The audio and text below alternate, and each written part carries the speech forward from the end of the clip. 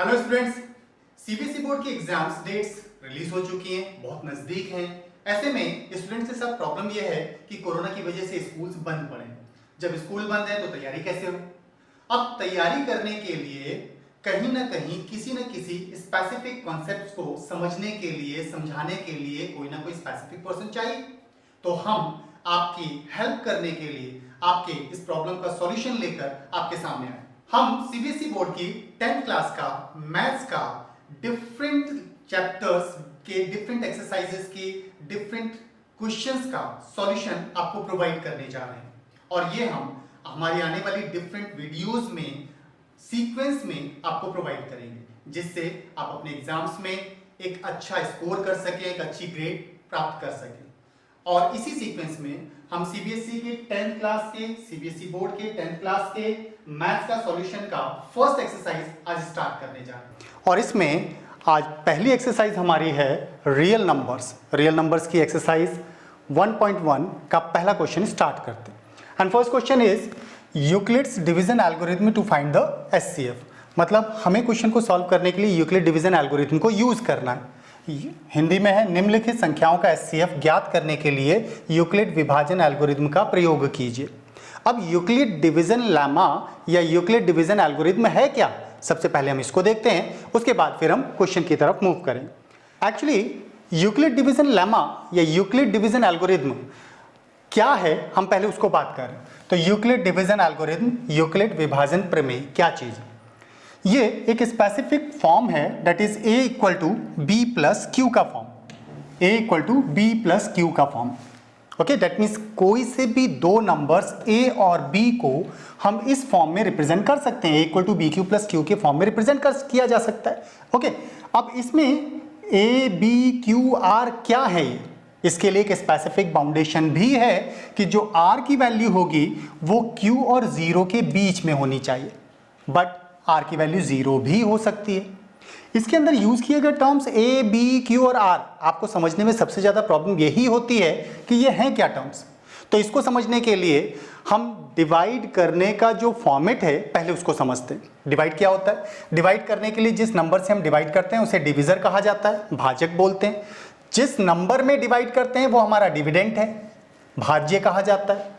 और डिवाइड करने के बाद जो कंक्लूजन या जो रिजल्ट निकल के आता है उसे कोशेंट, भागफल कहा जाता है। ओके, इसके बाद अगर कुछ बच रहा है तो वो हमारा रिमाइंडर या शेष कहलाता है। और इन चारों वैल्यूज के बीच में रिलेशन क्या होता है?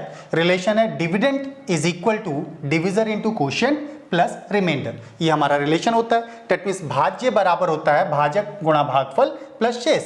अगर आप इस फॉर्मेट को ध्यान दें तो ये वही फॉर्मेट है जो यहाँ यूज हो रहा है। That means a equal to B Q plus R का फॉर्मेट ही ये है।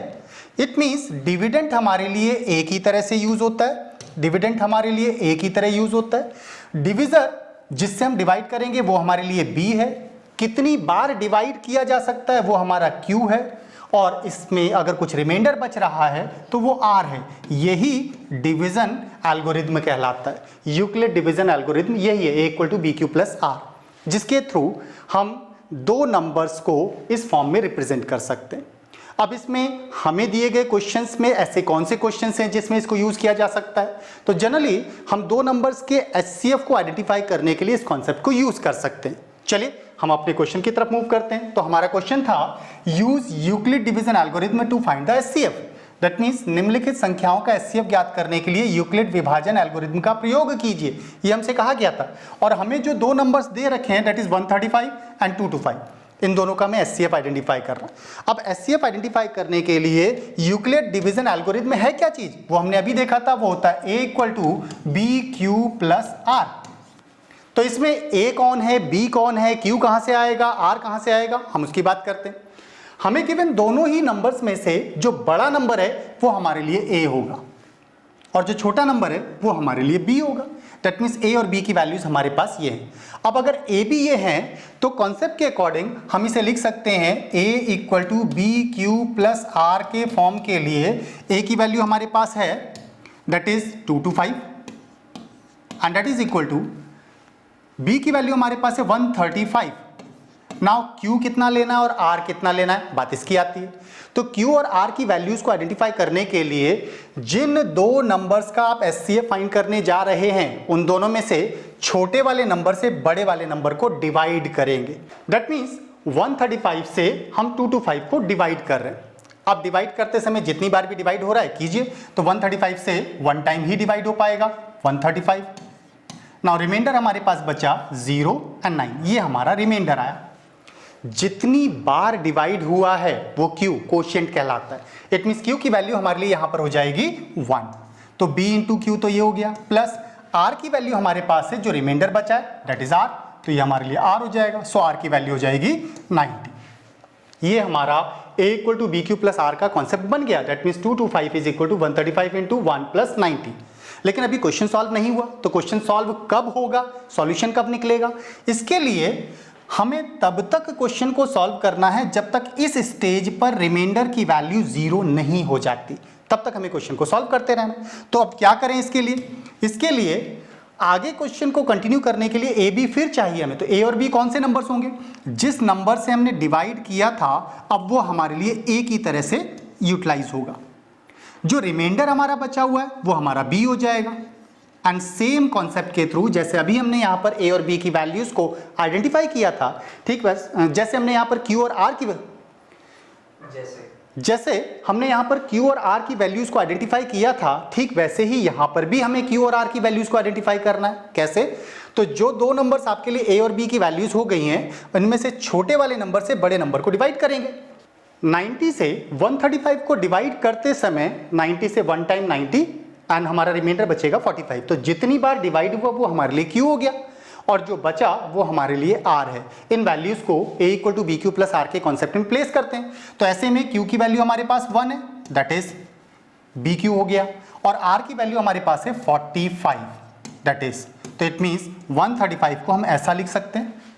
ओके, दैट मीन्स 135 को हम 90 इंटू 1 प्लस 45 इस फॉर्म में लिख सकते हैं। लेकिन अभी भी SCF आया या नहीं आया, क्योंकि जब तक हमारी ये वैल्यू R की वैल्यू 0 नहीं होती तब तक SCF नहीं आएगा।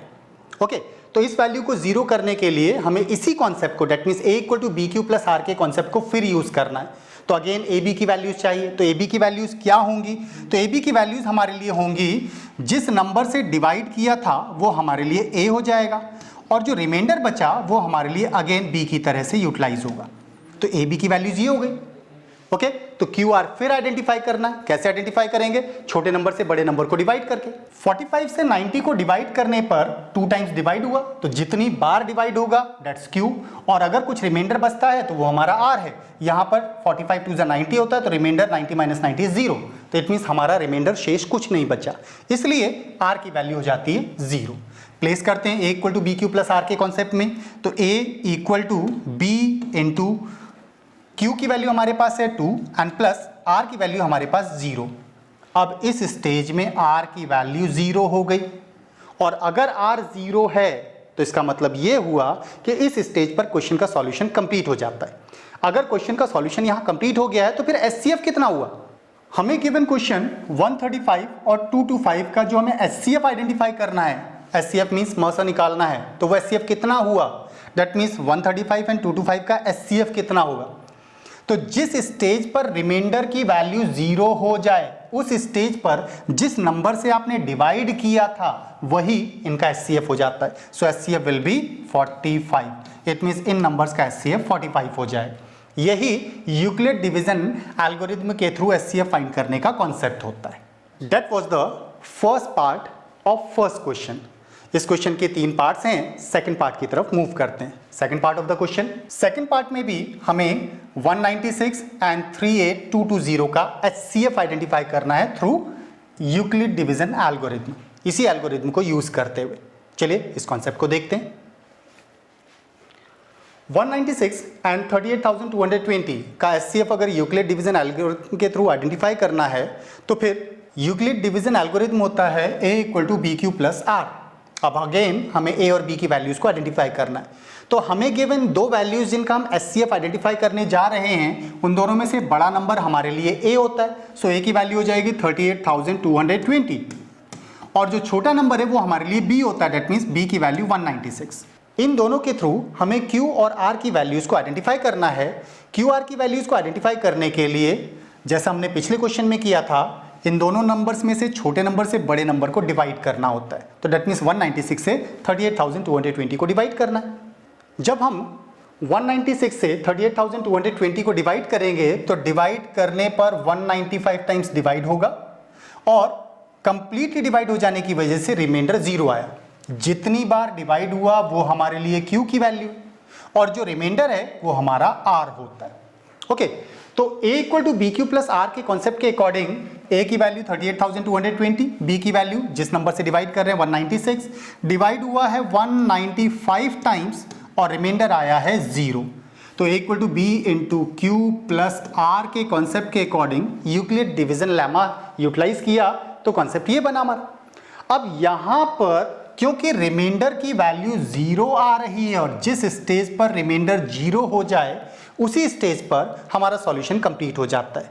इट मींस हमारा 196 एंड 38,220 का जो HCF है वो इस स्टेज पर निकल कर आ गया है। इन दोनों नंबर्स का HCF क्या हुआ फिर?